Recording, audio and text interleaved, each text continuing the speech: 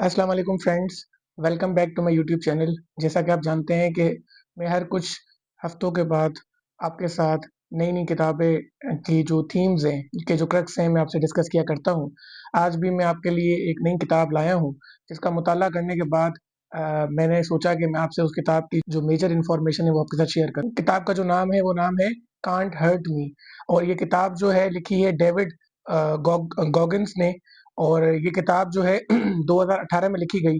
इससे पहले कि मैं किताब की डेप्थ में जाऊँ मैं आपके साथ डेविड गॉगिन्स कौन थे उसके बारे में डिस्कस करता हूँ। डेविड गॉगिन्स जो हैं उनकी बर्थ 1975 में यूएसए में हुई थी और ये जो डेविड गॉगिन्स हैं, इन्होंने इनका जो चाइल्डहुड था बड़ा वो मेंटल टफनेस से इन्होंने सारी ज़िंदगी अब्यूज़, रेसिज़्म, पॉवर्टी और लो सेल्फ एस्टीम को बियर किया था, ठीक है? और बचपन में इन्होंने इन सारी मुश्किलात क्योंकि खुद एक्सपीरियंस किया था, तो इसकी बिना पर इनको ख़्याल आया कि वो जाके एक किताब लिखें और उसमें उन्होंने अपने पर्सनल एक्सपीरियंसेस भी शेयर किए हैं इस किताब के अंदर और साथ किस तरह से एक इंसान जो है खुद को डिसिप्लिन सेल्फ हेल्प की तरफ ला सकता है।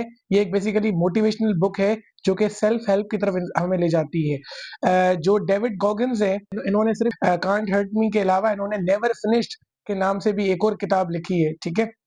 जो कि कंटिन्यूएशन है इनकी कांट हर्ट मी किताब की।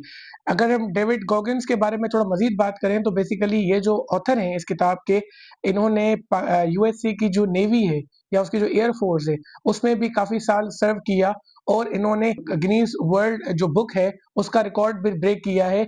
वो किस तरह से कि इन्होंने 24 आवर्स में मोर देन 4000 पुल अप्स किए थे।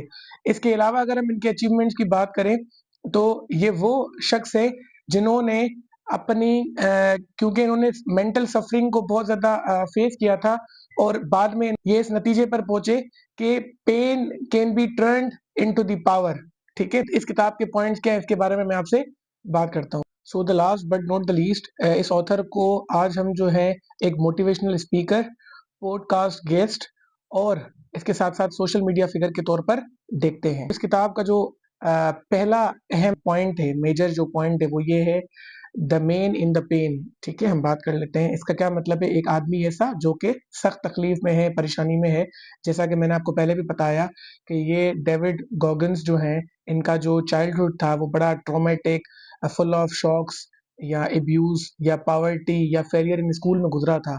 तो उन्होंने इस अपनी तकलीफ को, इस पेन को पर्पस में ट्रांसफ़ॉर्म किया, अपना एक मकसद बना लिया। इसका जो मेन पॉइंट है वो बताया उन्होंने कि आपका जो माज़ी है वो आपको डिफ़ाइन नहीं करता बल्कि आपका माइंडसेट जो है वो आपको डिफ़ाइन करता है। कि इस किताब ने एक नई टर्म को जन्म दिया जिसका नाम है कैलोज़्ड माइंड यानी बिल्ड मेंटल टफनेस। इस पॉइंट को हम इस तरह समझ सकते हैं कि जिस तरह आप जानते हैं कि एक मज़दूर या एक आम इंसान जो अपने हाथों से बहुत ज़्यादा मेहनत करता है, तो उसको फिर छोटी-छोटी कीलें या छोटे-छोटे काँटे उसके हाथों को असर नहीं करते बल्कि उसके हाथ जो है वो पत्थर के आयरन हैंड्स बन जाते हैं।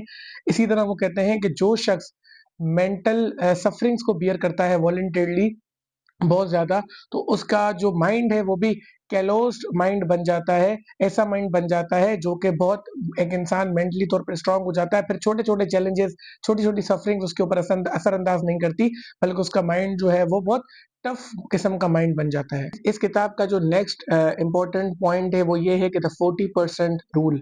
ये जो द 40% रूल का मतलब ये है कि गॉगिन्स कहते हैं कि जो कोई भी लोग या जो कोई भी इंसान जो है वो जब मेहनत करता है, अपने गोल की तरफ आगे बढ़ता है, तो वो जब 40% तक का कामयाबी कर लेता है, तो वो he just thinks that he is done, ठीक है? But actually he is not done completely, he is 40% done. इसका मतलब ये है कि वो अपनी कैपेसिटी जितनी टोटल उसकी कैपेसिटी होती है, वो 40% में ही अपने मकसद की तरफ आगे बढ़ते हुए वो हार मान लेता है, वो छोड़ देता है। लेकिन गॉगिन्स कहते हैं, ये तो उसकी कैपेसिटी का सिर्फ 40% था, उसको आगे और मेहनत करनी चाहिए, अपने गोल की तरफ और आगे बढ़ना चाहिए और अगर वो वाक़ई आगे कामयाबी चाहता है या मकसद को हासिल करना चाहता है, तो उसके लिए ये ज़रूरी है कि वो क्या करे कि वो मुस्तकिल और मेहनत करता रहे क्योंकि गॉगिन्स कहते हैं कि असल कामयाबी इंसान को तभी मिलती है जब वो अपने डिस्कम्फर्ट्स को पास ऑन कर लेता है, ठीक है? उसको पास कर लेता है, उसको गुज़ार लेता है और फिर असल रियल कामयाबी मिलती है। नेक्स्ट इसका जो मेन पॉइंट है वो है एम्ब्रेस द सक।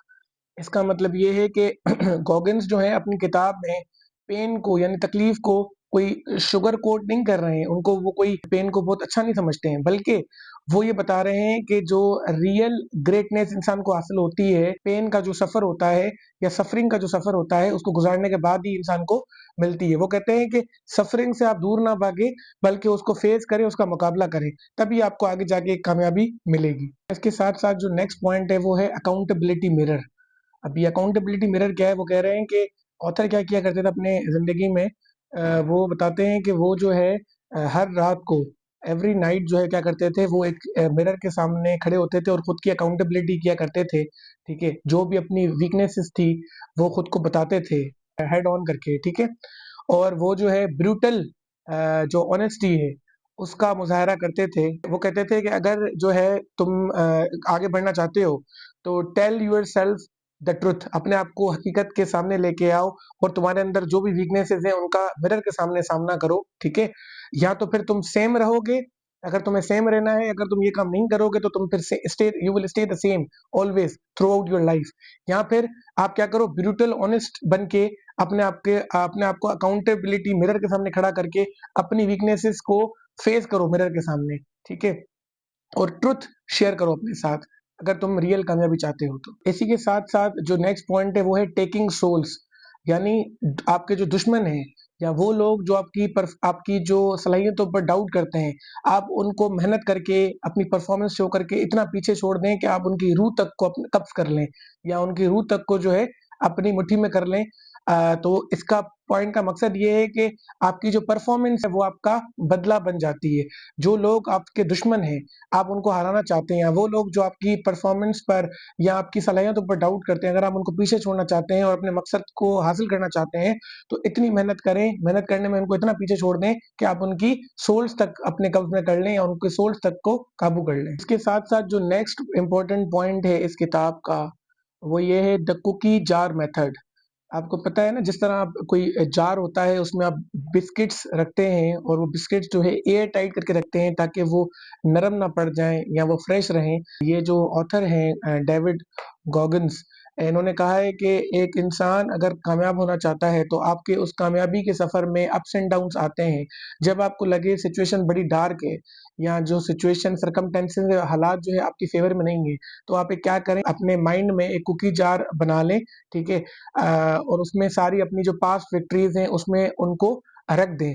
जब आपको लगे कि सर्कमस्टेंसेस या हालात आपकी फ़ेवर में नहीं है, तो उस कुकी जार का कैप खोल दें और अपनी पास्ट विक्ट्रीज़ को याद कर लें, ताकि आपको वो जो है स्ट्रेंथ दें, मोटिवेटेड रखें और आप अपने मकसद को हासिल करने में आगे बढ़ते चले जाएँ, बल्कि और गिव अप ना करें, हार ना मानें। इसी के साथ-साथ जो नेक्स्ट पॉइंट है, वो है गोल्स विदाउट एक्सक्यूज़ेज़। ये जो ऑथर हैं, अपने रीडर्स को कहते हैं कि आप अपनी ज़िंदगी में इम्पॉसिबल गोल्स को सेट करें और फिर रिलेंटलेसली उन गोल्स की तरफ आगे बढ़ें और उसमें एक्सक्यूज़ेज़ के लिए, ठीक है, कोई भी रूम नहीं होना चाहिए।